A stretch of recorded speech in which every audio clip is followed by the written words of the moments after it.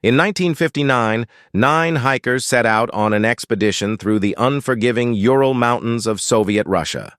Led by Igor Dyatlov, they were all experienced, prepared, and determined to conquer the harsh conditions. But none of them would return alive. What happened in those mountains remains one of the most terrifying unsolved mysteries of the 20th century: the Dyatlov Pass Incident. On January 27, 1959, the group of young hikers embarked on what should have been an exhilarating adventure. But just a few days into their journey, they veered off course due to bad weather and pitched their tent on the slopes of a mountain known as Kholat Syakhl, the Mountain of the Dead. On the night of February 1st, something went terribly wrong.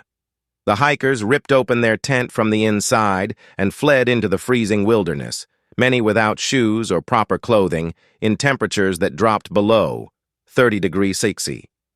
Days later, search teams found the tent torn apart and covered in snow. Over the next few months, the bodies of all 9 hikers were discovered, scattered across the mountainside.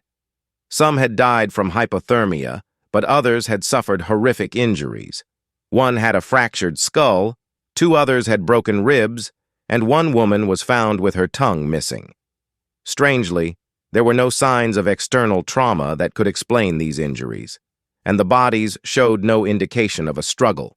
Some of the hikers' clothing even contained traces of radiation. What could have caused such a bizarre chain of events? Theories ranged from an avalanche to secret Soviet military experiments to more far-fetched explanations like UFOs or an attack by a Yeti. More than 60 years later, no one knows for certain what happened that night at Dyatlov Pass. Despite multiple investigations, the true cause of the hikers' deaths remains a mystery, leaving behind more questions than answers.